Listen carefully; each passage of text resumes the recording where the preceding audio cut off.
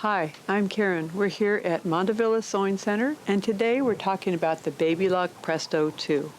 In this video, I'm going to give you an overview of the machine. To start with, we have where you plug in your power, where you plug in your foot control, and then the on-off switch. Right here we have the hand wheel, and when you're sewing, it's going to be going this way, so when you hand walk stitches, make sure you're turning it towards you or counterclockwise. Here we have a nice strong handle.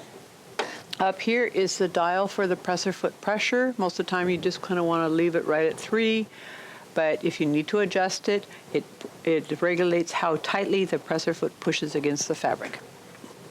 Here you have your cover with your stitch chart up here, very handy to have.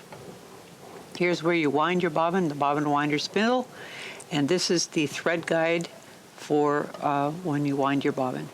Here we have more thread guides for threading the machine. And this is the dial regulating your tension on your top thread. Then, when you put your presser foot down, there's a little door that closes right there. So in order to thread your machine, you'd lift your presser foot up, and that helps you remember to do that. We have more thread guides as you come down here. Then on the side here, you have your needle threader, really nice feature for this machine.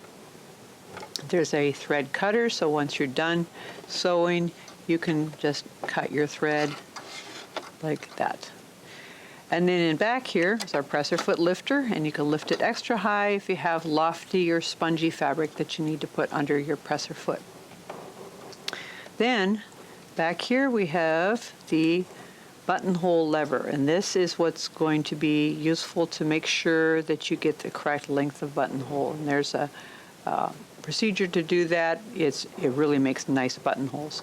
And it just stores right up there like that. Back here we have a lever that you push and you can change your presser foot quickly. Below that we have the feed dogs, and then we have the needle plate with lines on it to help you sew a nice straight even seam allowance. And here we have the bobbin area with the cover that also has lines on it to help you sew a nice straight even seam allowance, like a 1/4 inch seam allowance for quilting.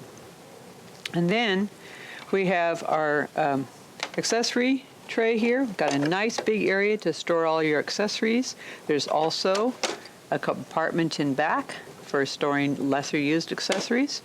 And then this pulls off and gives you that nice free arm. This is great for hemming jeans. You can just put that jeans leg right around this and sew it nice and easily. In the back you have a switch that when you push that, the feed dogs drop. This would be good for free motion quilting or thread painting. To make those come back up, just push the switch the other way and take a single stitch. You hear that click? That's the feed dogs re-engaging. Then you put the presser foot back on, and in order to do that, line up the stitch hole on the presser foot with the stitch hole on the needle plate. Just line those up and lower your presser foot. It snaps right back on. Now this is a nice little feature here. You can pull off this plastic part, and if you get a thread tangle or if you just want to do a quick cleaning, you can do that, pulling this out and put it right back in. It goes really easily that way. For a more thorough cleaning, of course, you'd want to undo these screws and take off the needle plate and clean it around the feed dogs. Okay, I'm going to put this back on here for now, like that. Now, over here we have the start-stop button, and this is only going to work if your foot control is disconnected, but it's a great way to not have to use your foot pedal. It's also a good one to use if you're sewing something that has an automatic stop to it, like at the end of a buttonhole. You would just press this, it would sew the buttonhole and stop on its own.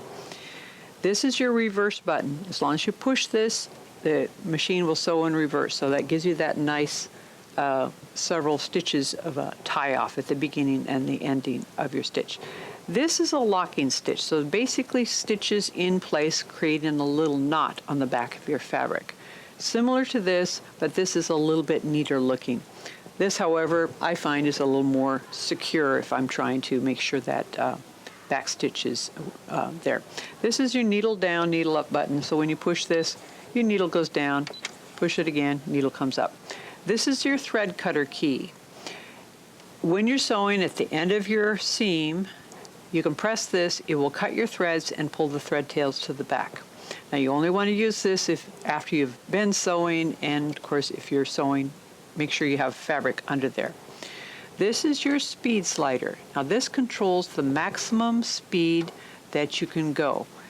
You can also just press a little bit less on your pedal, but this will keep you from zooming ahead too fast.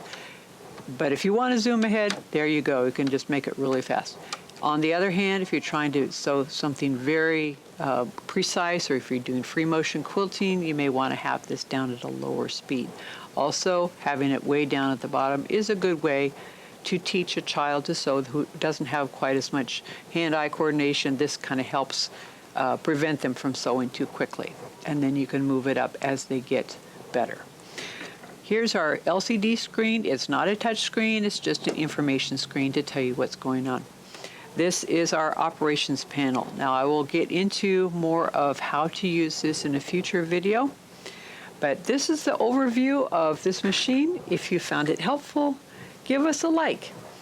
And if you have comments or questions, you can leave those in the area down below. We have lots of other videos here on our YouTube channel, so stay tuned. Thanks for watching. Bye.